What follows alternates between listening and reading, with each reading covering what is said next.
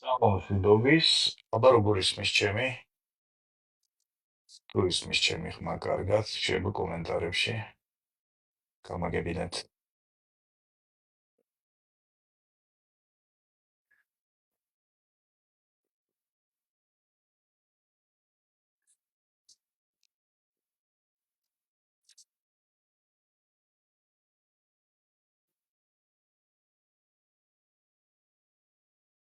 გამარჯობათ. საღამო მშვიდობის ყველას. კარგად ისმის, გადასარევი. მოგესალმებით კიდევ ერთხელ, მე ვარ ვახო ჯაფარიძე, ფსიქოლოგი, ფსიქოტექნოლოგი და ფსიქოთერაპევტი და დღეს ჩვენ ვისაუბრებთ რაზე? ვისაუბრებთ იმაზე, თუ როგორ მართავს ჩვენი ქვეცნობიერი ჩვენს ცხოვრებას. რატომ მნიშვნელოვანი ამაზე ვისაუბროთ? იმიტომ რომ ძალიან ხშირად ვისახავთ მიზნებს, მუშაობთ საკუთარ თავზე, მაგრამ ხანდახან ეს არის დაბალშედეგიანი, ანუ ვერ ვღებულობთ იმ შედეგს, რაც ჩვენ მინდა, ან საერთოდ უშედეგო, ან ვღებულობთ საპირისპირო შედეგს, პოზიტიურის მაგივრად ნეგატიურს.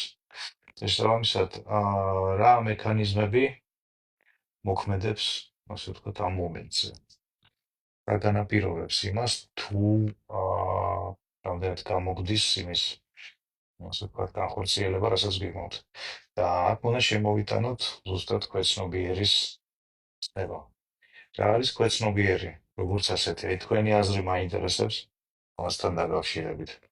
იმიტომ რომ ძალიან ბევრი განმარტება მომისმენია, პრინციპში მათ ნაწილს ვეთანხმები, მათ ნაწილს არ ვეთანხმები. აი თქვენი აზრით, ხო, როდესაც საუბრობთ იმაზე, რომ არსებობს რაღაცა ქვეცნობიერი გონება, რომელიც რაღაცნაირად ჩვენზე მოქმედებს. ფაქტიურად ყველა უთოდან და ყველა მიკროტალღოვანი ღუმელიდან ისმის დღეს სიტყვა ქვეცნობიერი. აი მოდი გავარკვიოთ, განმარტოთ თქვენთვის, რას ნიშნავს ქვეცნობიერება.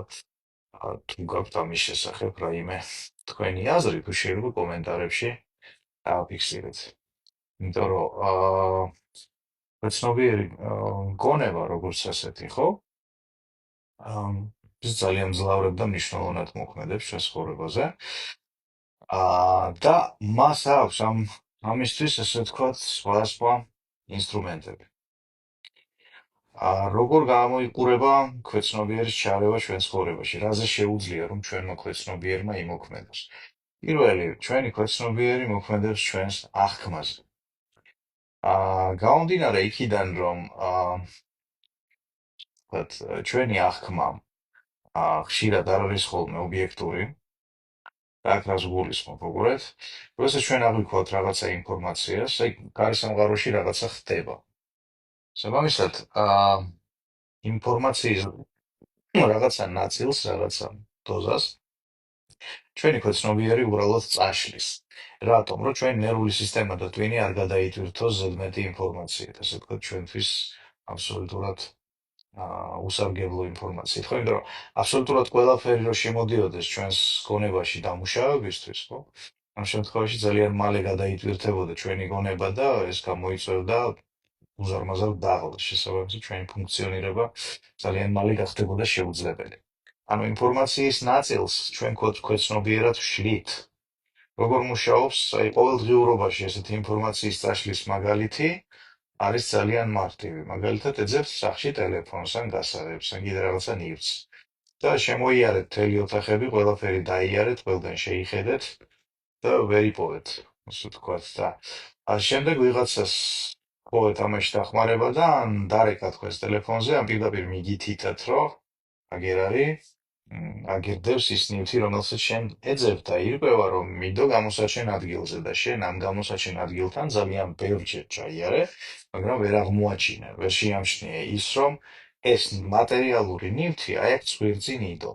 შესაბამისად, ჩვენს ქვეცნობიერს შეუძლია დაგვიმალოს მატერიალური საგნები, ხო? აი ჩვენი ასე ვთქვათ, აღქმა ისეთნაირად დაარეგულიროს და ამახინჯოს ისეთი დეფორმაცია შეძინოს, თუ ჩვენ რაღაცეები უბრალოდ ვერ აღმოვაჩინოთ.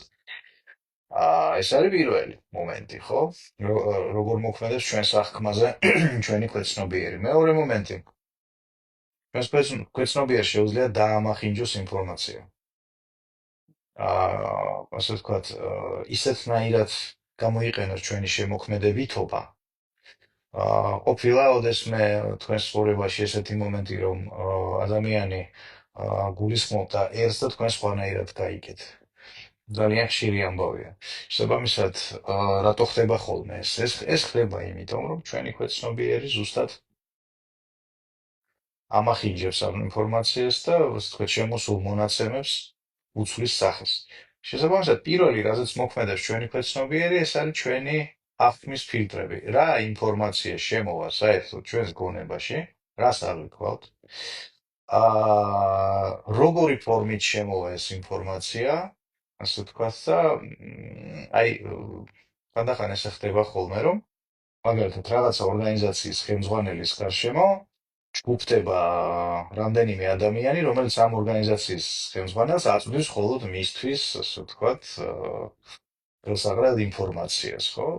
და ცოტა ხანში ამ ადამიანს, რომელიც მართავს რაღაცა დიდ სისტემას, იმაზე დაყრდნობით, რომ მას აჭმევენ, ასე ვთქვათ, მარტო დაფილტრულ მონაცემებს, შესაბამისად უყალიბდება ესეთი დამახინჯებული აღქმა რეალობისა. ანუ ჩვენს ქვეცნობიერს შეუძლია რომ დაგვიმახინჯოს რეალობის აღქმა, უპრობლემოდ საერთოდ. ეს ერთი.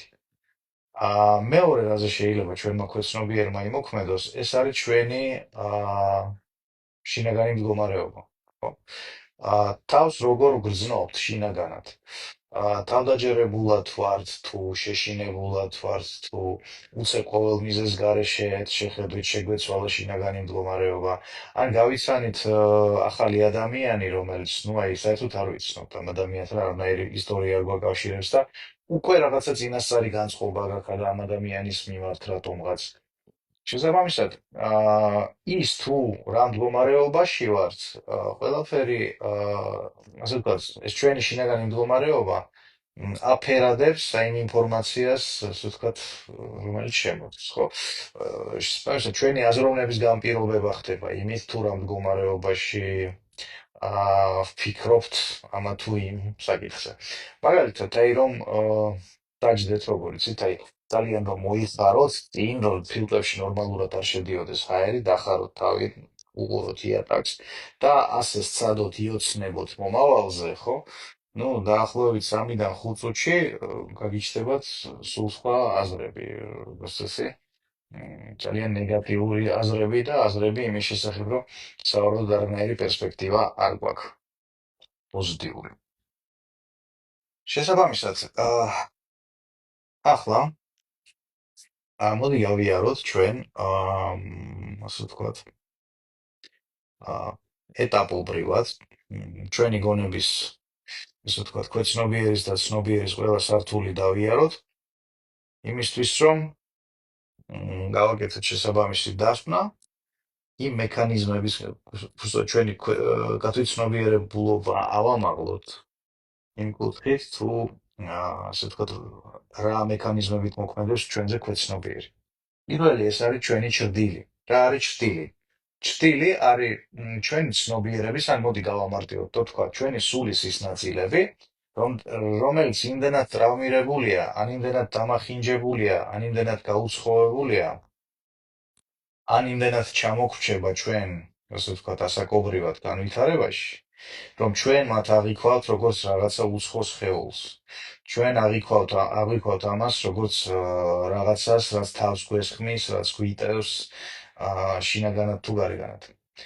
და ამას ყველაფერს ქვია ჭრდილი. ანუ ყველაფერი ის, რაც ფაქტიურად წარმოადგენს ჩვენს ნაწილს, ხო, ჩვენი ცნობიერების ნაწილია, მაგრამ ჩვენ მას ასეთად აღარ აღვიქვავთ. ჩვენ დავარქვით მას რაღაცა ნეგატიური სახელი, შევძინეთ მას რაღაცა ნეგატიური ფაქტორის ელფერი და შემდეგ ვიწყებთ ამასთან ბრძოლას და ფაქტიურად ვებრძვით რას? ვებრძვით საკუთარ თავს ამ დროს, ხო? საკუთარი ცნობიერების ნაწილს. შესაბამისად, ყველაზე ესეთი ღრმა მექანიზმები ზუსტად არის ეს ჩვენი შინაგანი ჭრდილები, ჭრდილოვანი სტრუქტურები. ჭრდილოვან სტრუქტურებს წარმოშობს რა? წარმოშობს ფსიქოლოგიური ტრავმები, წარმოშობს ნეგატიური შთაგონებები, ისე ვთქვათ, ხო, როდესაც ადამიანს ტრავმატულად არა, მაგრამ დღითიდღე თავში უდებენ რაღაცა ტრავმატულს, ტოქსიკურს და ნეგატიურს და ეს წარმოშობს მერე ადამიანის შიგნით, მის შინაგან სამყაროში ესეთ მტრულ პერსონაჟს, ხო, რომლის მაგალითად ფუნქციაც არის ამ ადამიანის მუდმივი დათრგუნვა. მაგალითად, მთელი ბავშვობა ეუბნებოდნენ, რომ აფერი არ გამოუვა, ადარებდნენ სხვა ბავშვებს და წუხდნენ იმაზე, რომ ეს ხვებს რა კარგად გამოსდის და შენ შვილო რატო ხარ ესეთი ხეპრე. ამ შემთხვევაში ამ ბავშვს და შემდეგ უკვე ზრდასრულ ადამიანს უყალიბდება ქვეცნობიერში ისეთი პერსონაჟი, ასე ვთქვათ, რომელსაც ეპიდაპირ სამუშაო დავალება აქვს, მუდმივად შეგახსენოს, რომ ფერი არ გამოგივა და სხვები არიან შენზე უკეთესები, ან შენ ხარ სხვებზე უარესი, არ აქვს მნიშვნელობა. საბამისად, ეს ძალიან ძლიერად ამოხურუჭებს ადამიანს, ხო, ძალიან ძლიერად უშლის მას ხელს. ანუ დავიმახსოვროთ, რომ პირველი და ყველაზე სიღრმისეული აქვს ცდილოვანი სტრუქტურები და ისინი შეიძლება წარმოშოს ტრავმამ, შეიძლება წარმოშოს შინაგანმა კონფლიქტებმა, ხო? შინაგანი კონფლიქტები მრავლად გვაქვს, ასე ვთქვათ, წარმოდგენილი. ერთ-ერთი შინაგანი კონფლიქტი, რომელიც წარმოშობს აი ესეთ ჩრდილებს, ეს არის შინაგანი კონფლიქტი, ასე ვთქვათ, შენს მეს შორის და ასე ვთქვათ, შენს ქცევას შორის. მაგალითად, უყურეთ, მე ვფიქრობ, რომ მე ვარ ესეთი ძალიან კარგი, კეთილმოსურნე ადამიანი. ამ დროს ვიღაცის შემშურდა.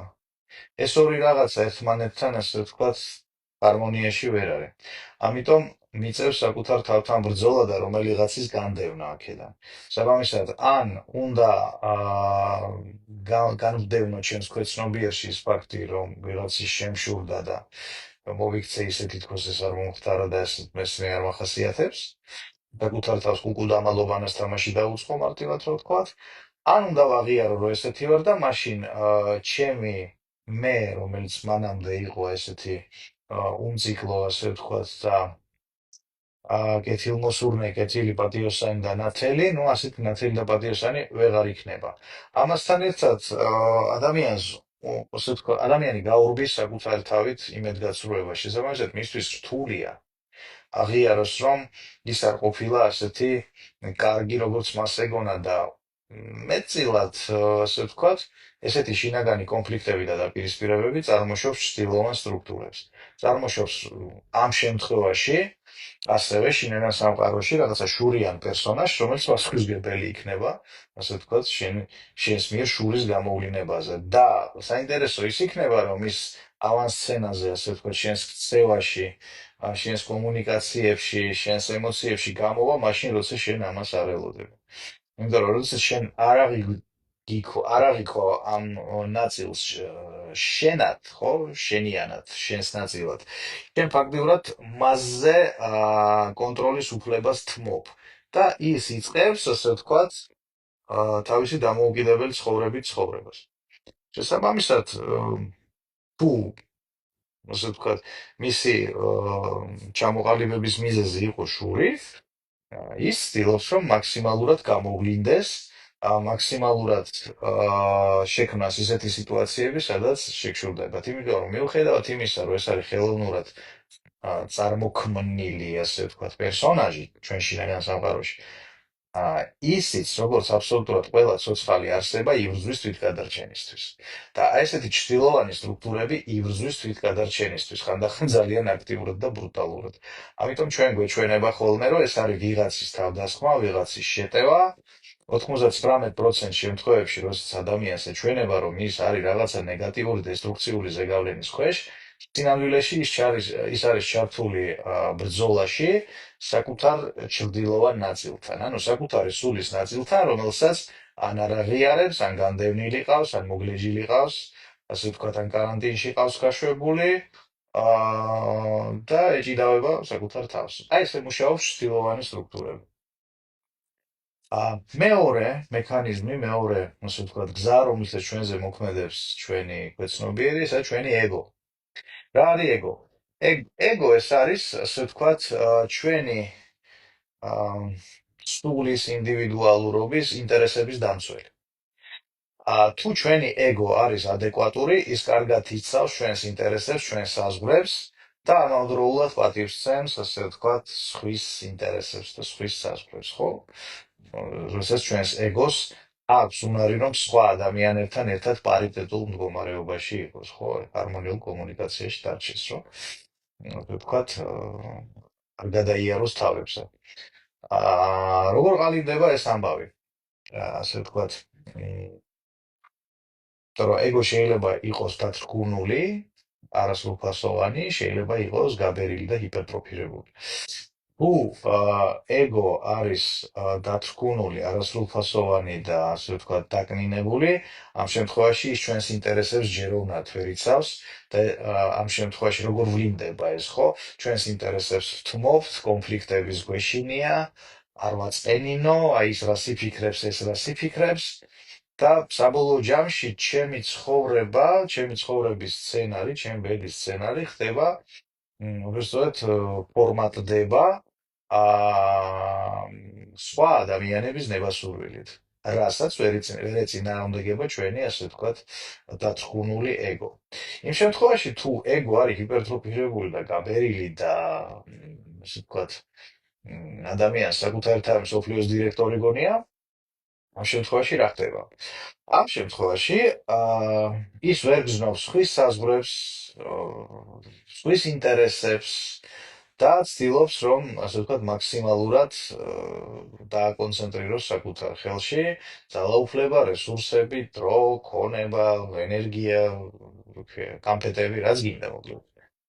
ხო და ადრე თუ გვიან ეს მიიყვანს იქამდე, რომ ნუ დაგროვდება იმ ადამიანების კრიტიკული მასა, ვისაც მან აწყენიდა და შესაბამისად მოუწევს მათთან დაპირისპირება და ესეც გამოიწვევს ენერგიის და რესურსების ძალიან დიდ და ფუჭ ხარჯვას, ხო? სამაშად როგორ ყალიბდება ეგო? ეგო ყალიბდება ბავშვობაში, სადღაც აი დაახლოებით 6-7 წლამდე ასაკში და დამოკიდებულია რამდენიმე რაღაცაზე. პირველი დამოკიდებულია იმაზე, თუ რამდენად ბედნიერია დედა. დედა თუ ბედნიერია ამ შემთხვევაში, სადღაც აი განსაკუთრებით ჩასახვიდან წლინახევრის ასაკამდე, ხო? აი ჩვენი დედა ამ დროს ამ პერიოდში თუ იყო ბედნიერი, მაშინ ჩვენ გვაქვს ისეთი აღქმა, რომ სამყარო, რომელიც არის ჩვენს გარშემო, არის მეგობრული გარემო, რომელშიც არის ბევრი ხელსაყრელი შესაძლებლობა, რესურსი კი, ამას აქვს თავის მინუსები, აქვს თავის გამოწვევები, საფრთხეები, მაგრამ ზოგადად ეს სამყარო არის მშვენიერი. აი ესეთი აღქმა გვიყალიბდება და შესაბამისად ეს აღქმა წარმოშობს ჩვენში აქტიურობას, ამ სამყაროს შეცნობის, კვლევის სურვილს, რაღაცა კომუნიკაბელურობას, საკუთარი ნაჭუჭიდან გასვლას და ასე შემდეგ. თუ დედა არ იყო ბედნიერი, ხო, ამ პერიოდში, ამ შემთხვევაში ჩვენ სამყარო გვეჩვენება მტრულ გარემოს და ჩვენ უკვე ესეთ მზად ვართ ბრძოლისთვის 24/7-ზე შესაბამისად სპაზმირებულ მდგომარეობაში ვართ ხოლმე, ხო, სულ დაძაბული, სულ ველოდებით, რომ აი სულ რაღაცა ცუდი უნდა მოხდეს. მეორე მომენტი, მეორე ფაქტორი, რომელსაც ამაზე მოქმედებს, არის მამა. მამა, რომლის როლიც ხდება, ასე ვთქვათ, მთავარი და აქტუალური სადღაც წლინახევრიდან 3 წლამდე, სადაც მამამ უნდა ასწავლოს ადამიანს საკუთარი ტერიტორიის დაცვა. შესაბამისად, მამამ თვითონ უნდა იცოდეს, ხო, როგორ გააკეთოს ეს და ეს ხდება ძირითადად მიბაძვით. იმით არა, რომ აი შვილო გარეთ რო გახვალ არავის არაფერი არ დაუთმო, მასე არა. როდესაც მამას აქვს ჯანსაღი მოდელი თვითონ თავისი ცხოვრების და აქვს უნარი შექმნას, ასე ვთქვათ, უსაფრთხოება, იმიტომ რომ იმისათვის, რომ რაღაცა სიტუაციაში შესაძლებელი იყოს ელემენტარულად განვითარება, ამ სიტუაციის პერიმეტრზე ვიღაცა კარგად უნდა იცავდეს, ხო? ამ სივრცეს, სადაც განვითარება უნდა მოხდეს, იმიტომ რომ თუ ეს სივრცე დაცული არის, ვერანაირი განვითარება ვერ მოხდება. ერთადერთი რაც იქნება, იქნება მუდმივი კონფლიქტი, დაპირისპირება და დავიდარება. შესაბამისად, ეს სიტუაციაში კი, შესაძლებელი იქნება განვითარება, მაგრამ გაცილებით უფრო პრობლემური. ხო და იმ შემთხვევაში, თუ მამამ ეს როლი შეასრულა ჯეროვნად, გადასარევი, თუ ვერ შეასრულა და მაშინ, ასე ვთქვათ, ყალიბდება სუსტი ადამიანი, სუსტი სუბიექტი. თუ, სხვა შორის, თუ მამამ ეს როლი ვერ შეასრულა, ან მამა, ფიზიკურად არ იყო, ამ შემთხვევაში ეს როლი შეიძლება შეასრულოს სხვა ვიღაცამ, ხო? სკოლის მასწავლებელმა, ბაბუამ, ბიძამ, ძმამ და ლიტერატურულმა პერსონაჟმა, თუმცა არ ვიცი, რაღაც სატულო წიგნებს თუ კითხულობს, ის თაობა, ვინც არის, უთმეთებს, თუ კითხულობს, კაია. ხო და მოკლედ. აქ შეიძლება ჩვენ მივიღოთ რამდენიმე სურათი, როგორ დამოკიდებულება აქვს ადამიანს საკუთარი თავის მიმართ და სხვების მიმართ, რაც განაპირობებს ზუსტად, ასე თქვა, ჩვენი ეგოს სტატუსს. შეიძლება ადამიანს შემოუყალიბდეს ესეთი აღქმა, რომ თვითონ არის პატივისცემის ღირსი და გარშემოყოფებიც არიან პატივისცემის ღირსი. ანუ ეს არის ესეთი ჯანმრთელი ეგო, ხო, ადეკვატური. რომელიც საკუთარი ინტერესების დაცვაზეა ორიენტირებული და ამ საკუთარი ინტერესების დაცვა შეუძლია სხვებთან თანამშრომლობაში. იმიტომ რომ თუ აღმოვაჩინეთ, ხო, რომ ჩვენი და სხვების პოზიციები განსხვავდება ერთმანეთისგან და არის რაღაცა კონფლიქტის საფუძველი, თუ ეგო ჯანმრთელი აქვს ადამიანს, ხო, ამ შემთხვევაში ის ისწრაფვის თანამშრომლობისკენ. რომ მოდი ახლა ჩვენ შემოქმედებითად ვიაზროვნოთ, რომ მოვიგონოთ ჩვენი ურთიერთქმედების ისეთი გზები, წესები, ფორმატი, რომ ასე ვთქვათ, მეც კარგად ვიყო, შენც კარგად იყო. იმ შემთხვევაში, თუ ადამიანს აქვს წარმოუდგენა საკუთარ თავზე, რომ ის არ არის, ასე ვთქვათ, ბოლომდე ღირსი და პატივისცემის სიკეთეების და ასე შემდეგ, ანუ არასრულფასოვანი, სხვებზე უარესი, მაგრამ სხვები არიან სრულფასოვნები, ასე ვთქვათ, და ყოველივე კარგის ღირსნი, ამ შემთხვევაში ყალიბდება დათრგუნული ეგო. და ამ შემთხვევაში ადამიანი იმაშება ხოლმე, მარტივად თმობს საკუთარ ინტერესებს, იმიტომ რომ დათრგუნული ეგოს პირობებში ჩვენ გვეცნობიერად ისწრაფვით თვითდაზიანებისკენ, საკუთარი ინტერესების დაზიანებისკენ.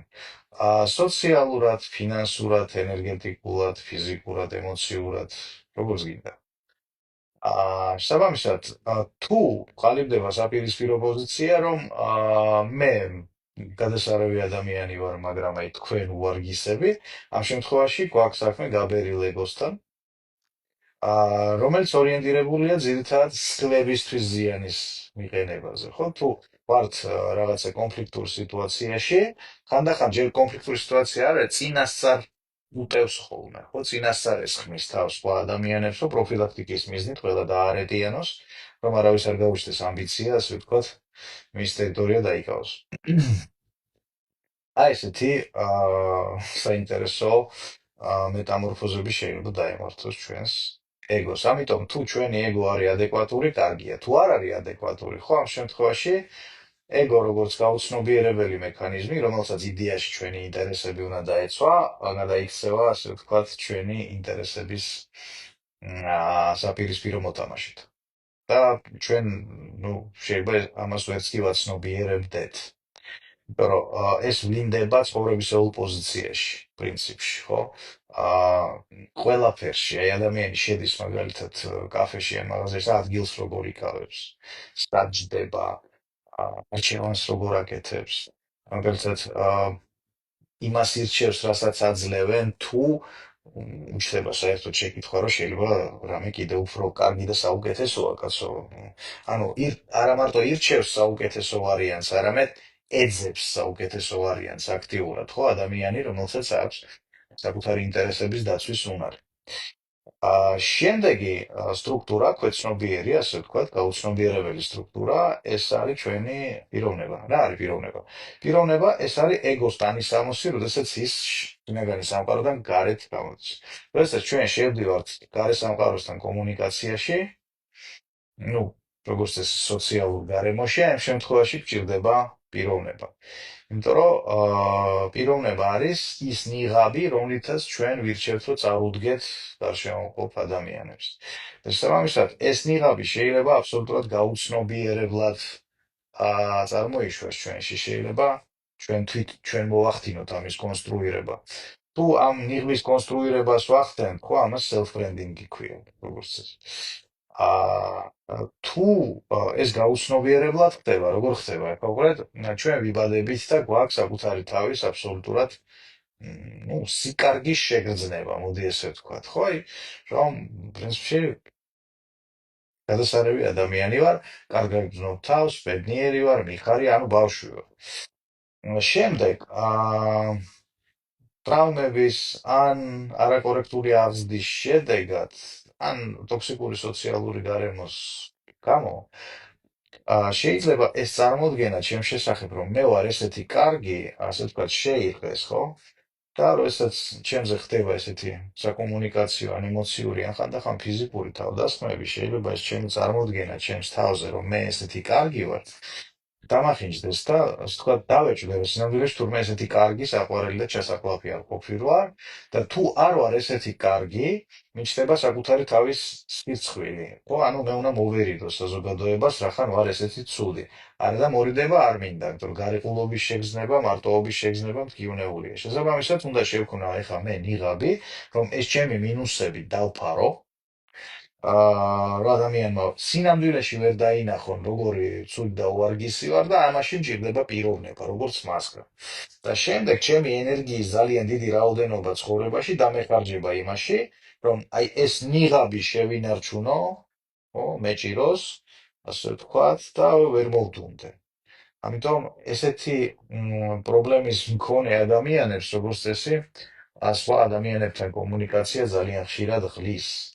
იმიტომ რომ ზუსტად აი ამ ნიღაბის შენარჩუნებაზე ჯირდება ძალიან დიდი რაოდენობით ენერგია. ამ სინამდვილეში რა ხდება? მე ვარ კაი ტიპი, მაგრამ მაქვს ილუზია, რომ ვარ ცუდი ტიპი და ამიტომ უნდა შევქმნა კიდე ერთი ილუზია, რომ ცუდი არ ვარ, არა, გადასარევი ვარ, ხო? ამ შემთხვევაში ჩვენი ქვეცნობიერი, რომელმაც შეგვიქმნა ეს ნიღაბი, ანუ პიროვნება, აქაც ჩვენზე საკმაოდ ტოქსიკურად და დესტრუქციულად მოქმედებს, იმიტომ რომ ძალიან დიდი რაოდენობით რესურსს გვახარჯინებს აბსოლუტურად უმიზნოდ და ფუჭად. აქამდე თუ ყველაფერი გასაგები, თუ შეიძლება დავსვათ პლუსი. თუ მეტყველებ გასაგებად, ხო? იმიტომ რომ თუ არა, გზადაგზა შეგიძლიათ შეკითხვები დამისვით. ესე იგი, შემდეგი მნიშვნელოვანი მომენტი, სადაც ჩვენი ქვეცნობიერი, ასე ვთქვათ, აქაც თამაშობს, ეს არის ჩვენი ინდივიდუალურობა.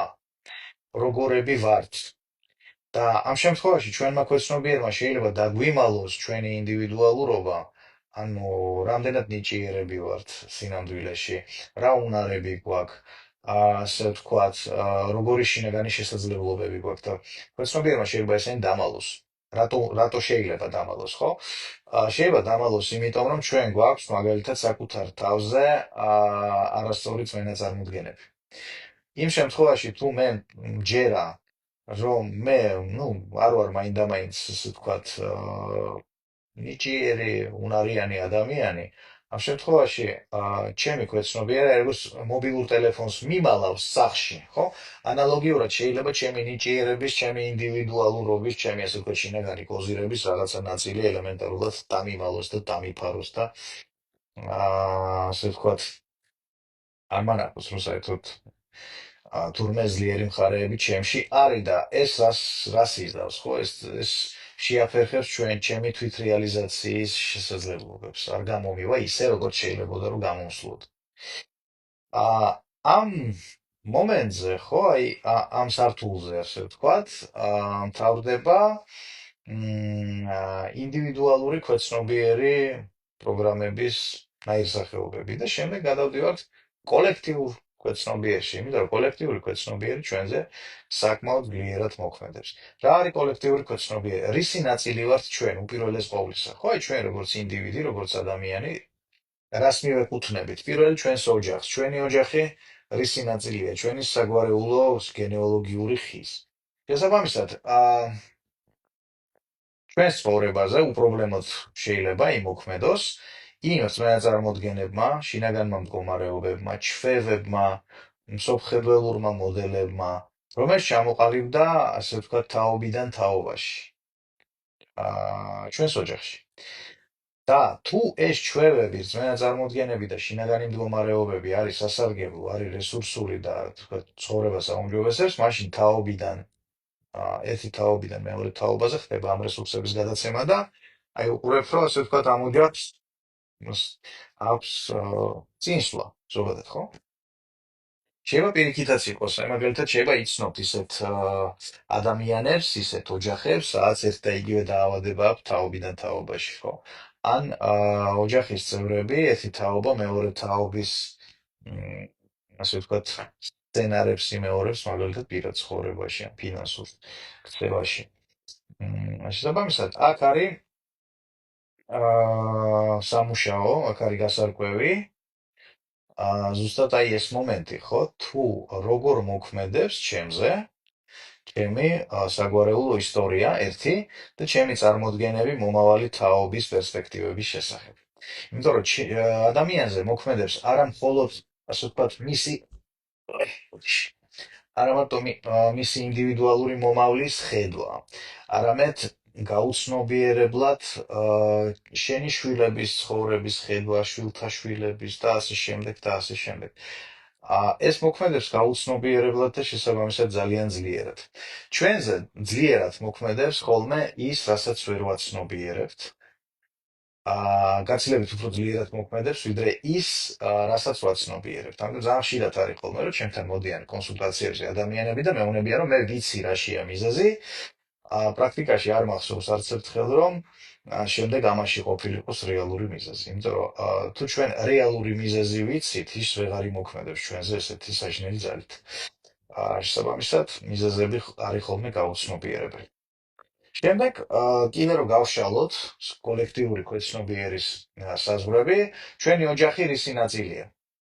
ჩვენი ოჯახი არის ან სუბეთნიკური ჯგუფის ნაწილი, მეგრელები, იმერლები, სვანები, რაჭველები, კახელები და ასე შემდეგ, ან, ну, ჩვენ, ასე ვთქვათ, იდენტიფიკაციას ვაკეთებთ პირდაპირ ეროვნებასთან, ხო, პირდაპირ ნაციონალური იდენტიფიკაციას ვაკეთებთ. და აი აქ უკვე ჩვენზე მოქმედებს ნაციონალური რწმენა წარმოდგენები, ნაციონალური ჩვევები, ნაციონალური ქცევის პატერნები, ხო? აი როდესაც ჩადიხართ უცხოეთში მაგალითად და ერთ კვირაზე მეც თხას შევდებით, დაახლოებით რა ერთი თვე, ორი თვე, ხო გექნებათ წარმოდგენა ზოგადად ეს ხალხი როგორია, ხო? აი უცხო თვალით ყოველთვის ჩანს აი ის უნივერსალური პატერნები, რაც აერთიანებს, ასე ვთქვათ, ამ ერის წარმოადგენებს. შესაბამისად, ჩვენზე მოქმედებს ის პატერნები, რა ერის წარმოადგენლებიც ვართ ჩვენ, ხო? და ეს კიდევ უფრო გაუცნობიერებელია ხოლმე, იმიტომ რომ აი ძალიან ხშირად აი ფუ ჩვენ ქართველები რაღაცა სულ ერთმანეთს ძირგნით, სულ ერთმანეთს ჭამთ, სულ ისევ შვებით, ასევ შვებით, ის რომ ორი სადარბაზოს გადაღმა პერსონაჟი ესე იქცევა, ამის ასე ვთქვათ, ამაზე დათანხმება მარტივია, მაგრამ შენც რო ხარ ესეთი, ხო? ეს ცოტა რთული ამბავია ამის ახმარ და შენც ეგეთი ხარ. პრინციპში თუ ეკუთვნი ამ ერს და ესეთი ნეგატიური პატერნები გახასიათებს. იმიტომ რომ ნებისმიერ ერს აქვს ჩრდილოვანი ქვეცნობიერი პატერნები, მარტივად რო თქვათ, ხო, აი მინუსები, ცუდი ჩვევები და აქვს ასევე ნათელი მხარეები. გააჩნია, ასე ვთქვათ, თვითონ სიტუაცია, თვითონ გარემო, რას ააქტიურებს თვითონ ერში, როგორც ასეთში, ხო? აი თვითონ ერი რა სიტუაციაშია ჩაყენებული გარე ფაქტორების მიერ და სოციალური ფაქტორების მიერ. შესაბამისად, ეს ფაქტორები ამა თუ იმ დოზით ააქტიურებს ან ერის ჩრდილოვან ნაწილს, ხო, ან ნათელ ნაწილს. ამიტომ თუ არ მოგწონს, ასე ვთქვათ, ადამიანები, რომლებიც δεიარებიან ქუჩაში, უნდა მივაქციოთ ყურადღება, რა ფაქტორები მოქმედებს მთლიანად, ესე ვთქვათ, ნაციონალური მასშტაბით, ხო? რა კულტურული, ეკონომიკური, სოციალური ფაქტორები აღვიძებს ადამიანში აი ჩრდილოვან მხარეებს და ასე ვთქვათ, რო გუნავს ნათელ რესურსულ მხარეებს, იმიტომ რომ ну, ეს კიდევ უფრო ძლიერად მოქმედებს ჩვენზე, ვიდრე ჩვენი ინდივიდუალური ქვეცნობიერი, რო იცოდეთ. შემდეგ, კიდე რისი ნაწილი ვართ, აი ერის ზემოთ რა დგას, ხო? მაგალითად რელიგიური კონფესია, რომელსაც ჩვენ მივეკუთვნებით. და აი ის აღმსარებლობა არ აქვს მნიშვნელობა, ასე ვთქვათ, ტრადიციული აბრამული რელიგიების მიმდევარი ხართ, ათეისტი ხართ, სახართ, რა ქვია, ახურა მაზდას მიმდევარი თუ ბუდისტი. ამ შემთხვევაში, აი ის სოფლმხედველობა კოლექტიური, ხო, გინდათ თუ არ გინდათ, აცნობიერებთ ამას თუ არ აცნობიერებთ ამას, ასე ვთქვათ, ამ შემთხვევაშიც ექცევით მისი გავლენის ქვეშ. ამიტომ ამ შემთხვევაში, როდესაც გვესმის, რომ ყველაფერი ეს შეიძლება ჩვენზე მოქმედებდეს, და როდესაც წარმოიდგინეთ, რომ ეს ზემოქმედება მიდის, ასე ვთქვათ, ძალიან მ, ბევრ შრეზე. და ჩვენ ცნობიერად შეგვიძლია შევამჩნიოთ, 1, 2, 3. მაგრამ იქ არის 3 კი არა, 10-ჯერ 3. და შესაბამისად ძალიან ბევრი, ესეთი ქვეცნობიერიდან წამოსული იმპულსი, ხო, ახდენს ჩვენი იდენტურობის ფორმირებას. ის ცვლის ჩვენს მეს, ჩვენთვის გაუცნობიერებლად, ჩვენს წარმოდგენებს იმის შესახებ თუ როგორები ვართ, იმიტომ რომ ჩვენს ქცევას განაპირობებს წარმოდგენა იმის შესახებ თუ მე ვინ ვარ და როგორი ვარ. და მთელი ეს ორკესტრი, რომელიც მე აღწერე, ხო, დაწყებული ჩრდილებიდან და დამთავრებული რელიგიური ფაქტორებით, მოქმედებს ზუსტად იმაზე, რომ ახდენს აი ამ საკუთარი მეს აღქმის ფორმირებას. და ჩვენ შეგვიძლია, ასე ვთქვათ, ვეჭიდაოთ აი ამ აუარება ფაქტორებს, იმისთვის რომ ეს ნეგატივი ვეძებოთ და გამორიცხოთ, შეგვიძლია კონცენტრირდეთ საკუთარი თავის აღქმას. იმ მომენტიდან, როდესაც ჩვენ ვიწყებთ ცნობიერად იმის არჩევას, თუ მე როგორი შემიძლია ვიყო, იმიტომ რომ აი ჩემი 30-წლიანი პრაქტიკის განმავლობაში ძალიან ხშირად მესმის ეს შეკითხვა, აი მე როგორი ვარ? აი მე მინდა აღმოვაჩინო როგორი ვარ. ნუ თუ აღმოაჩინე რომ ხარ, ნუ აბსოლუტური ხეპრე, მე სად მიდიხარ, ხო? იმიტომ რომ ეს არის აბსოლუტურად უსარგებლო შეკითხვა. გაცილებით უფრო სასარგებლო შეკითხვა არის შემდეგი. როგორი მინდა ვიყო, როგორი შემიძლია ვიყო და როგორ გავხდე ასეთი, როგორიც მინდა. შესაბამისად, საკუთარი თავის აღქმა და დაპროექტება შეგვიძლია დავიწყოთ იქიდან გამომდინარე, თუ რა პერსპექტივა გვინდა შევქმნათ. იმიტომ რომ, როდესაც ჩვენ სურს ჩვენს ცხოვრებაში რაღაცა ცვლილებების გატარება, რაღაცა შედეგიანობის შექმნა, რაღაცა შემოქმედებით რეალიზაცია, არ აქვს მნიშვნელობა, ხო? აი ეს A წერტილიდან B წერტილში გვინდა გავიდეთ. ამ შემთხვევაში ჩვენთვის გასაგები ხდება, რომ ეს ჩვენგან მოითხოვს გარკვეული ტიპის ქცევას. და იმისათვის, რომ ესეთი ქცევის განხორციელება ჩვენ შევძლოთ, იმისთვის, რომ საჭირო ქცევა წარმოვშოთ, ზოგადად, ხო? როგორც გაცნობიერებულად, ისე გაუცნობიერებლად. ახლა ყოფილა რაღაც სიტუაციაში აღმოჩნდებით ხოლმე და აბსოლუტურად ინტუიციურად იწყებთ მოქმედებას და ეს მოქმედებები მე გამოდგება ხოლმე სწორი და შედეგიანი. რატო გამოდგა სწორი და შედეგიანი? იმიტომ რომ თქვენი მეს აღქმა იყო რესურსული იმ სიტუაციაში. ის თუ როგორ აღიქვა თქვენ საკუთარ თავს, საკუთარ მეს გაუცნობიერებელ დონეზე, მოიაზრებდა იმას, რომ თქვენთვის ესეთი თუნდაც ექსპრომტული და ეფექტური ქცევა არის პრინციპში შესაძლებელი. ამიტომ გახდა ამ ქცევის, ასე ვთქვათ, პრაქტიკაში გატარება შესაძლებელი თქვენთვის. ხო და ჩვენ შეგვიძლია კონცენტრირდეთ ზუსტად საკუთარი მეს აღქმის არჩევაზე. და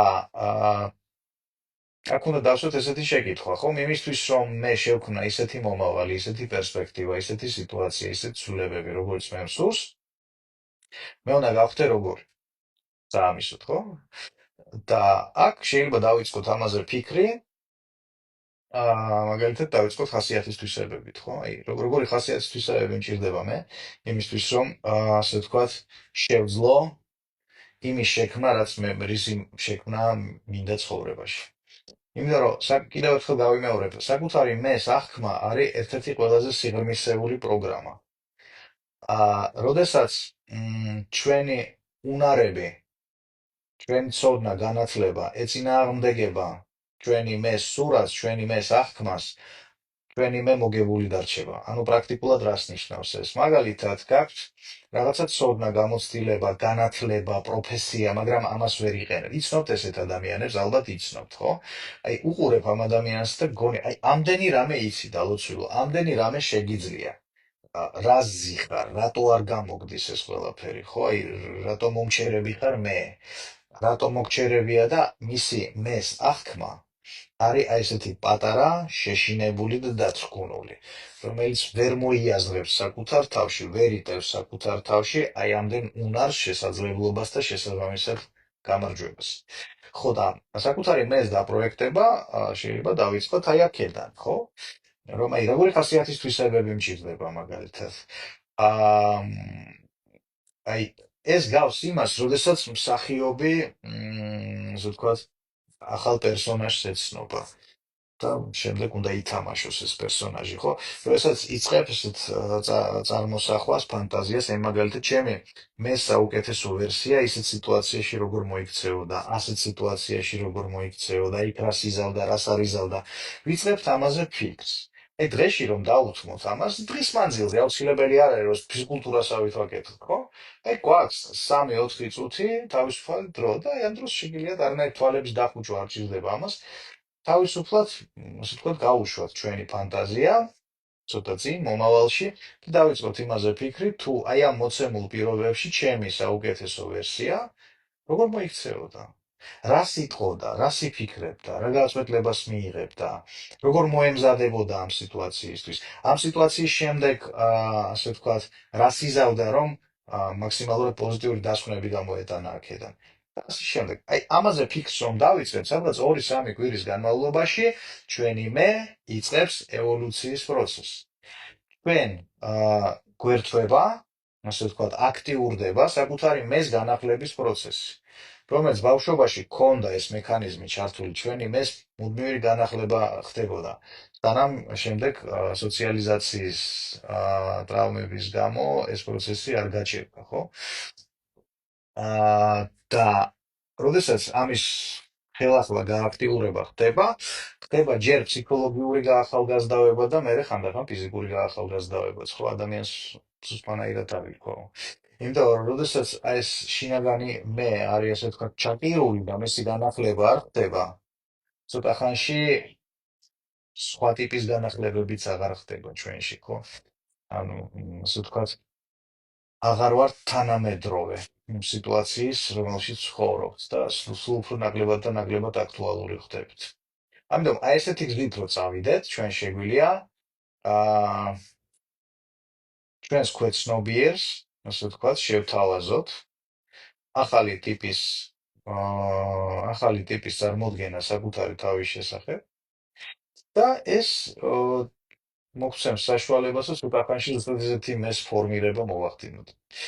აა ეს არის ძალიან რბილი და ამავე დროს ძალიან ეფექტური გზა. იმიტომ რომ როდესაც მუშაობ მხოლოდ პრობლემების ძიებაზე, აი ქვეცნობიერში რა მაქვს, რა ტრავმები მაქვს, რა შემზღუდავი მენტალური კონსტრუქციები მაქვს, რა დათრგუნული ემოციები მაქვს და ასე შემდეგ. ეს გავს რას იცის, აი ნაგავი გაგაკ, რაღაცა შენობიდან და აი მარტო ნაგავი გაიტანე და დარჩა ცარიელი კედლები და რითი ავსებ მე ამას. იმისთვის, რომ ეს ავსების პროცესი არ იყოს სტიქიური და ღმერთმაიცის რითი ნაკარნახევი, ამ შემთხვევაში მნიშვნელოვანია, რომ ავამუშაოთ ჩვენი წარმოსახვა, ჩვენი ფანტაზია ზუსტად აი ამ მიმართულებით, ხო? დავიწყოთ იმაზე ფიქრი, თუ ჩვენი, ისე ვთქვათ, გაუმჯობესებული ვერსია აუცილებელი არ არის, რომ იდეალური. აი განვითარების შემდეგი საფეხურიდან მოსული, ხო? ეს სხვადასხვა სიტუაციაში როგორ აზროვნებს, როგორ მოიქცეოდა, თავს როგორ იგრძნობდა, როგორ ჩაიცმევდა, ასე ვთქვათ, როგორი ხმის ტონი ექნებოდა, აი ჩაის დალევდა თუ ყავას დალევდა მაგალითად, ხო? ამ ჩაის ან ყავას რითი დალევდა, ქაღალდის ჭიქით დალევდა, ფაიფურის პინჟნით დალევდა. აი თუნდაც ესეთ პატარ-პატარა დეტალებშიც რო შევიდეთ, ცოტა ხანში 2-3 კვირაში აღმოვაჩენთ უზარმაზარ ტრანსფორმაციებს საკუთარ თავში და საკუთარ ცხოვრებაში. კიდევ ერთი მნიშვნელოვანი მომენტი, კიდევ ერთი მნიშვნელოვანი გზა ჩვენს ეს არის ქვეცნობიერთან ესეთი კომუნიკაციის ერთი გზა. მეორე გზა ჩვენი ქვეცნობიერის, ასე ვთქვათ, ჩვენ ქვეცნობიერთან სასაუბრობ და მასთან კომუნიკაციისთვის ეს არის ჩვენი სიზმრები. იმიტომ რომ ეს ჩვენი ქვეცნობიერი რაღაცას თავს ვერ ართმევს თვითონ, ხო? იმიტომ რომ ძირითადად ის ავტომატურ რეჟიმში ახდენს ჩვენი ფსიქიკის თვითრეგულაციას. აი შემთხვევაში თუ ზოგჯერ რაღაცას ვერ ერევა თვითონ ქვეცნობიერი რესურსი არ ყოფნის. ამ შემთხვევაში ჩვენ ვხედავთ სიზმრებს. და თუ ვიცით ჩვენი სიზმრების სიმბოლიზმი, თუ ვიცით, ასე ვთქვათ, სიზმრები რა შემთხვევაში გვესიზმრება, რა ფუნქციები აქვს ამ სიზმრებს და რა პრაქტიკული, ასე ვთქვათ, სარგებელი შეიძლება აქედან გამოვიტანოთ, ხო? ჩვენ შეგვიძლია ჩვენი სიზმრების კონტენტის მეშვეობითაც ვიმოქმედოთ ჩვენს ქვეცნობიერზე ისეთნაირად, რომ ხელი შეუწყოთ ჩვენი, ასე ვთქვათ, გაუმჯობესებული ვერსიის და შესაბამისად უფრო ესეთი სახარბიელო პერსპექტივის შექმნას. და ეს არის ანუ კიდე ერთი გზა. და მინდა შეგახსენოთ, რომ 28 იანვარს თბილისში, რუის ნახევარზე, საღამოს, ომნიას სივრცეში მე ვატარებ ლექციას ზუსტად სიზმრებზე. ვისაუბრებ იმაზე, თუ რა ფუნქციები აქვს სიზმრებს, ვისაუბრებ იმაზე, თუ რა ინფორმაცია შეიძლება ამოვიღოთ სიზმრების მეშვეობით, საერთოდ რატო გვესიზმრება სიზმრები, რა პრაქტიკული და გამოყენებითი ხასიათი შეიძლება ამას ჰქონდეს და, ასე ვთქვათ, როგორ ვიმუშაოთ ამასთან პრაქტიკულად. დაახლოებით საათნახევარი, 2 საათიანი ლექცია იქნება.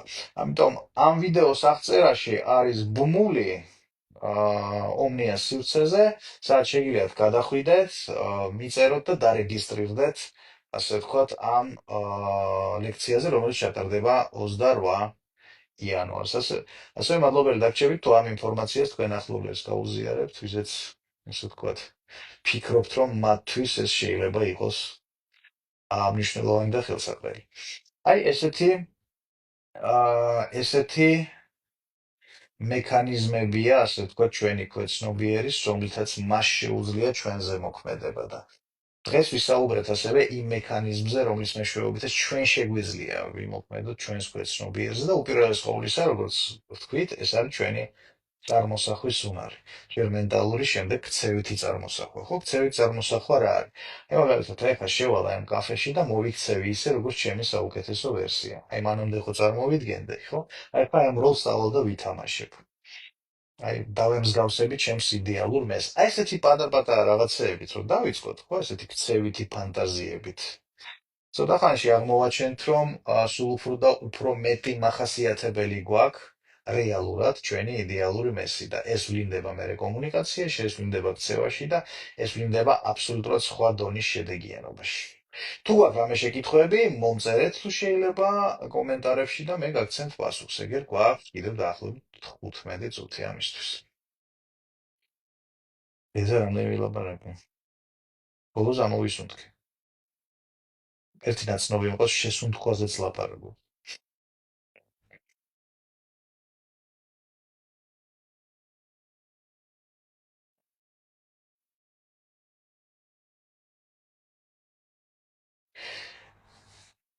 ასევე გთხოვთ, რომ 1-დან 10-მდე შეაფასო, რამდენად საინტერესო იყო ეს ლაივი, რამდენად აქტუალური იყო, რამდენად, ასე ვთქვათ, მნიშვნელოვანი იყო ეს ინფორმაცია თქვენთვის და მომწეროთ თქვენი შეკითხვები. აი, პირველი შეკითხვა. ვახო იმ შემთხვევაში, როდესაც ბევრი ეროვნების და რელიგიის მიქსია შენში, მაშინ რა ხდება, რომელია წამყვანი? მაშინ ყალიბდება მედიაციის გადასარევი უნარი. ესე შენში თუ ერთად ცხოვრობს ხანდახან ურთიერთდაპირისპირებული მსოფლმხედველობები, ანუ შენ ბავშვობიდან სწავლობ ამათ შუაში რაღაცნაირად ლავირებას, ბალანსირებას და ცხოვრებას და როგორც წესი ესეთი ადამიანები ძალიან კარგი მედიატორები ხდებიან და შესაბამისად ეს განაპირობებს იმას, რომ ნაკლებად კონფლიქტური ხარ მოკლედ რა. და სხვადასხვა კონფლიქტური მსოფლმხედველობების ადამიანების მხარეების რაღაცა ერთ ნიშნულთან მოყვანის კარგი უნარი გაქვს.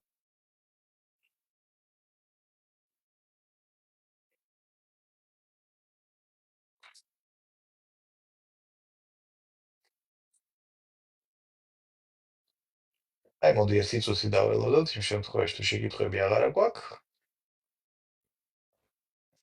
ხოჭოს, ვისაც გსურთ სიზმრების ლექციას დაესწროთ, დაპლიუსტით, მაინტერესებს, იმიტომ რომ ადგილების რაოდენობა შეზღუდული მაქვს და ყოველ შემთხვევაში მზად ვიყო.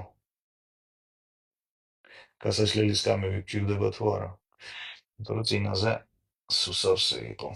Так, შემდეგი შეკითხვა. ეხლა ვწერდი მაგას, ეს ძალიან მნიშვნელოვანი ინფორმაცია იყო ჩემთვის და ბევრი ნათურა ამინთო, ძალიან მნიშვნელოვანი გზავნილებ მომცა. ძალიან მიხარია, ძალიან კარგი.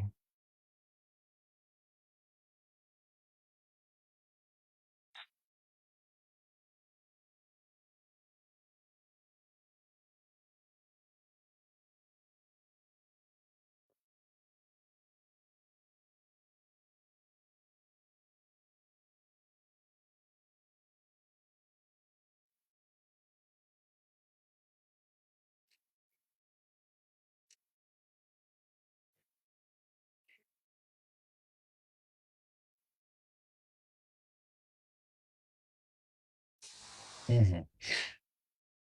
ოკეი. აბა კიდევ ერთი შეკითხვა წავიკითხოთ. როგორ მივხვდეთ ჩვენთვის რამდენად ეკოლოგიურ ახალ მეს ვქმნით?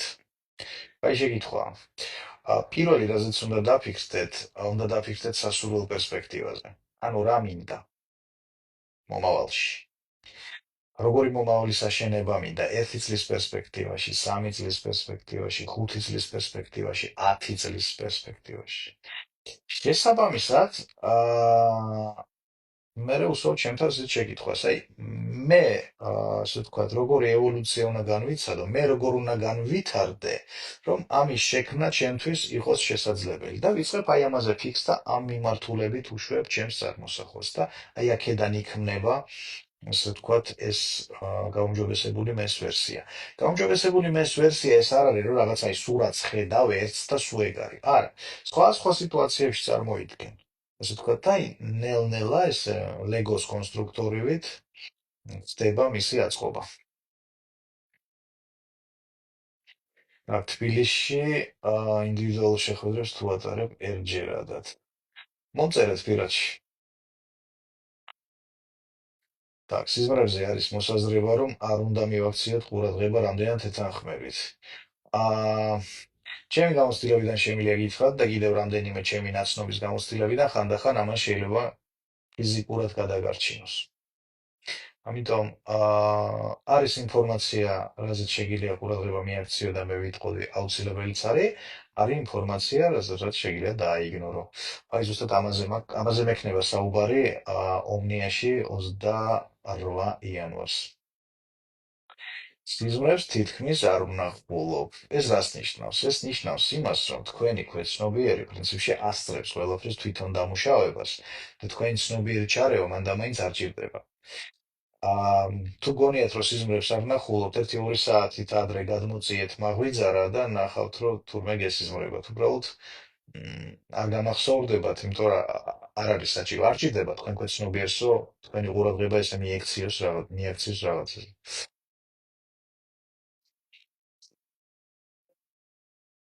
Так, რატომ ვერ ვიმახსოვრებ სიზმარს? არ ჭირდებათ. უყურეთ, იმ ეს რო ყოფილიყო რაღაცა მნიშვნელოვანი ინფორმაცია, რაც თქვენ ფსიქიკას უნდა რომ აუცილებლად დაიმახსოვროთ და ამასთან დაკავშირებით რაღაცა მოიმოქმედოთ, აუცილებლად დაგამახსოვრდებათ. თუ ვერ იმახსოვრებთ, ესე იგი, ეს სიზმარი იყო ემოციური, ასე ვთქვათ, თვითრეგულაციის მექანიზმის ნაწილი და ნუ არც არის საჭირო ამის დამახსოვრება. Так, ორსულობის პერიოდში რომ შეცვალო, გააბედნიერო, წარსულის შეცვლას გულისხმობ, როგორ შეიძლება ამის გაკეთება. ნუ ეს ფსიქოთერაპიის ფორმატში შეიძლება ამის გაკეთება, ხო? ეს ესეთი მომენტია გუშინ ჩემ სტუდენტებთან შეხვედრაზე, ქრონებული თქვენ თვითონ ხო არ იპლომბავ თბილს სამზარეულოში სახლში, ხო? თუ ეს კვალიფიკაცია არ გაქვთ, მიდით სპეციალისტთან და იქ გააკეთეთ. შემდეგი შეკითხვა. ადრე მე სიზმრებოდა სიზმრებით და მერე სავარაუდოდ შიშისგან ჩაკეტა ჩემმა ფსიქიკამ და აღარ მახსოვს რა მე სიზმრება. აუტურია და შიშით ვიღვიძებ ხოლმე.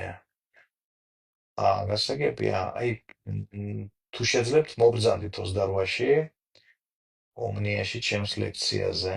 თუ ვერ შეძლებთ ფსიქოთერაპიაზე მობრძანდით და გავარჩიოთ რა ხდება. იმიტომ რომ ასე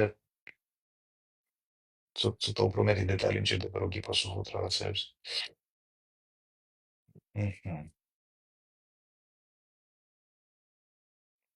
თქვენმა საუბარმა გამახსენა ჩემი მივიწყებული იარაღები და ხელახლა შემმათა თავდაჭერები. მართლაც, ძალიან კაი. ეს ლაივი დარჩება ხო 1 თვის განმავლობაში Facebook-ი ტოვებს და მე ჭამს. თუ არ ვიცი როგორი მომავლის აგება მინდა, რასთან გვაქვს საქმე. სავარაუდოდ იმასთან, რომ კონცენტრირებული ხართ ან სპორტზე, ან წარსულზე, ან შეიძლება რამდენჯერაც დაგეგმეთ მომავალით, სადეთ რაღაცების დაგეგმვა არ გამოვიდა და იმედგაცრუებას გავრუპიხართ, რომ არ გეტკინოთ ემოციურად, აღარ გეგმავთ არაფერს. აა აქ გამოსავალი არის იმაში, რომ კონკრეტული მიზნები კი არ დაგეგმოთ, დაგეგმოთ ღირებულებები, მაგალითად. აი ესეთი ღირებულება როგორც ჯანმრთელობა, ხო, სავარაუდოდ მომავალში გენდომებათ, რომ იყოთ ჯანმრთელი. სავარაუდოდ მომავალში გენდომებათ, რომ იყოთ ბედნიერი და ვთქვათ, სიხარულით იცხოვროთ. სავარაუდოდ გენდომებათ მომავალში, რომ იყოთ ფინანსურად უზრუნველყოფილი და ასე შემდეგ. შესაბამისად, თქვენ შეგიძლიათ არ დასახლოთ კონკრეტული მიზნები, მაგრამ ღირებულებები რო გაიაზროთ, კარგი იქნება, რომ თქვენმა twin-მა იცოდეს, რომ ცხოვრების გაგრძელებას აპირებს ეს. და ქვეცნობიერის გადაპროგრამირება თუ არის კარგი, ხშირად გამეორება. აა გაჩნიერ რას აკეთებთ, რისთვის აკეთებთ, როგორ აკეთებთ. გამომდინარე ამ ამოცანიდან და კონტექსტიდან. როგორც წესი, ხშირად გადაპროგრამირებას რას ეძახიან, შეიძლება ცოტა გაუგებარია, იმიტომ რომ აა როდესაც რაღაცას დააპროგრამებთ, ასე ვთქვათ, ხო? რაღაცას აზროვნო პროცესს დაინსტალირებთ, მერე იმას აღარ ჭირდება იქ ჩარევა, ის თვითონ მუშაობს და თუ მუდმივად გჭირდება ეს აჯიმანიების კეთება და ბუქნაობა შენს ქვეცნობიერთან, ესე იგი რაღაცას არასწორად აკეთებ. რომელ წლამდე ყალიბდება ადამიანის ქვეცნობიერი და აღქმა? სულ სულ ჩამოყალიბების ტრანსფორმაციის პროცესშია ძალიან ცოცხალი. ჩვენი twin-ი გამუდმებით სწავლობს, ამას ადაპტაცია ქვია. შესაბამისად, როდესაც სწავლობს, თან ჩვენც ვიცვლებით ხანდახან. როგორც მიერთი შესაძლებელია გენეტიკის უარყოფითი ფაქტორებისგან გათავისუფლება, ასე ერთი ხელის მოსმით არ ვიტყოდი. თუ ეს არის ფსიქოგენეტიკური ფაქტორები, თუ ასე ვთქვათ, რომ თუ ეს წარმოშო აზროვნებან ამ ემოციამ რამდენიმე თაობის წინ, ხო? ეს კი თუ სხვა ტიპის გენეტიკაზეა საუბარი, აქ მე ვარ რთული იქნება.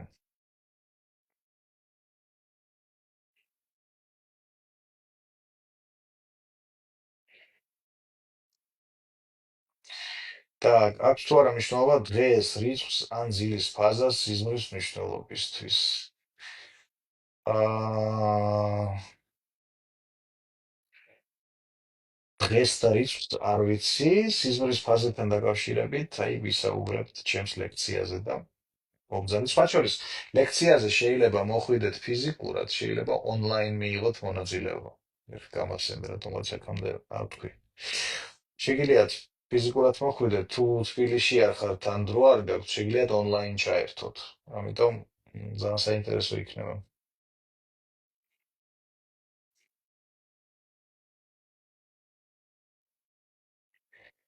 და კიდევ შეკითხვა, მეც მასზე ვარ, არ ვნახულობ სიზმრებს ან არ მომახსოვრდება. ამ შემთხვევაში როგორ უნდა დავინახო სიზმრის მეშვეობით, რომ ვიცვლები. სიზმრის მეშვეობით არა, თქვენ ცხოვრებას შეხედეთ, თქვენ შედეგიანობას შეხედეთ და მისდევით, იცვლებით თუ არ იცვლებით. სწორად თუ გავიგე, გამუდმებით ტრამვების დამუშავება არ არის სასარგებლო. თამარ ტრამვების დამუშავება ხდება ერთხელ და კარგად. თუ მუდმივად გიწევს ტრამვების დამუშავება, ესე იგი არ დამუშავებულა ის რა. ნებისმიერ ტრამვას ფსიქოლოგიურს აქვს ასე ვთქვათ, მენტალური კომპონენტის გარდა ფიზიკური კომპონენტი. ტრამვის ჯეროვანი დამუშავების შემთხვევაში ტკივილის ზონას შორის და მეხსიერებას ზონას შორის, აი ეს ნეირონული ბმა, რაც ტრამვას ატრიგერებდა, აი ამის ჩახსნა ხდება ხოლმე. თუ ამის ჩახსნა არ მოხდა, რაც გინდა ანალიზე, თუ გინდა ყურებზე დადექი, იმ სიტუაციაში ჩავარდები, რომელიც ტრამვას გავს და ისევ გააქტიურდება. თქვენი სტუდენტობა მინდა და ახალი ჯგუფი თუ იგეგმება, იგეგმება შემოდგომისთვის, მაგრამ ანონს მალე დავდებ. რაც შეეხება სიზმრებს, არ მახსოვრდება, მეც და თითქოს არც ვნახულობ, ძალიან იშვიათად მესიზმრები, მხოლოდ ეს სიზმრები მახსოვს, ეს არიან გარდაცვლილი წინაპრები. საინტერესო სიზმრებია გარდაცვლილ წინაპრებთან დაკავშირებით. ფორსამპაროში ვარ, ღამეს სიზმრებით სულ მიცვალებულებთან ვარ, ჩვეულებრივად კონტაქტობ სიზმრით მათთან. ესეც საინტერესოა. აუცილებლად მობრძანდით ომნიაში 28-ში ლექციაზე. ანუ ფიზიკურად, ან ონლაინ შეგიძლიათ ჩაერთოთ, იქ ძალიან ბევრ სასარგებლოს დაიღებთ თქვენთვის. ძალიან ბევრი კითხვა გამიჩნდა, მაგრამ აქ არ დავსვამ ამ კითხვებს. კიდევ ერთხელ მოვისმენ ამ ლაივს და ვნახოთ, თუ იგივე კითხვები წამოვა. მაშინ პირადად მოვქცევთ.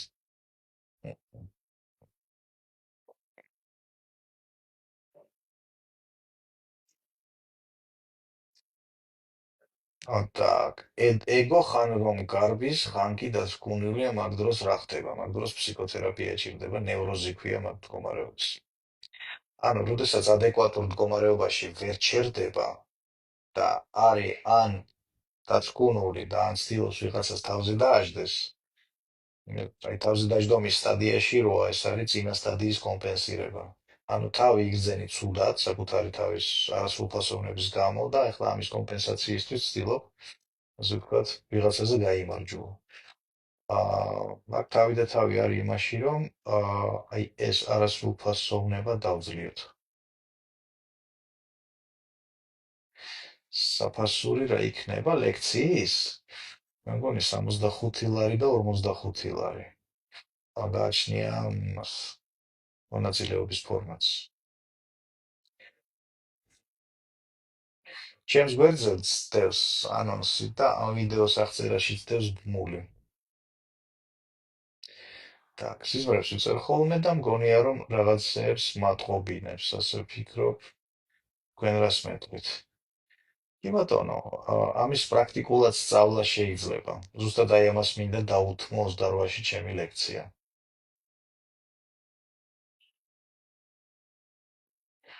ემიგრანტი ვარ, როგორ ჩავერთო ონლაინ. ჩემს გვერდზე ნახეთ ანონსი, სადაც ნახავთ, რომ ომნიას სივრცეში ვატარებ ამ ლექციას და ომნიას მიწერებ თვითონ.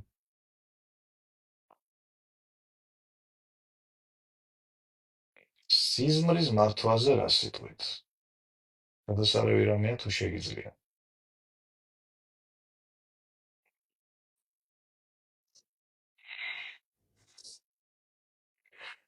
მე-9 წელია მამა მესიზმრება ყველა ღამე, ღამის ჩაუგდებლად. მე-9 წელია მამა აღარ არის. თუ ეს თქვენთვის პრობლემურია, მაშინ ფსიქოთერაპიაზე მოგწანდით. ოკეი.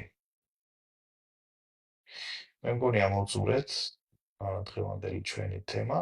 ველოდებით 28-ში საღამოსვლის ნახევარზე ომნიაში გნებავთ ოფლაინ მიიღეთ მონაწილეობა, გნებავთ ონლაინ მიიღეთ მონაწილეობა. დასარეგისტრირებლად ამ ვიდეოს აღწერაში დევს ბმული, ასევე ჩემს page-ზე დევს ეს ანონსი. ამ ივენთის ნახავთ, სადაც არის აღწერილი დაზრულებით პროგრამა. ანუ რატო გვესიზმრება სიზმრები, რა ფუნქციები აქვს სიზმრებს, პრაქტიკულად როგორ გამოვიყენოთ, ასე ვთქვათ, ეს ამბები, რა ინფორმაციის ამოღება შეგვიძლია სიზმრების მეშვეობით, რაში მდგომარეობს ამის პრაქტიკული ღირებულება, აი ამაზე ყველაფერზე ვისაუბრებთ 28-ში. ამიტომ გელოდებით, გაუფრთხილდით თავს, მადლობა ყურადღებისთვის და მომავალ შეხვედრამდე.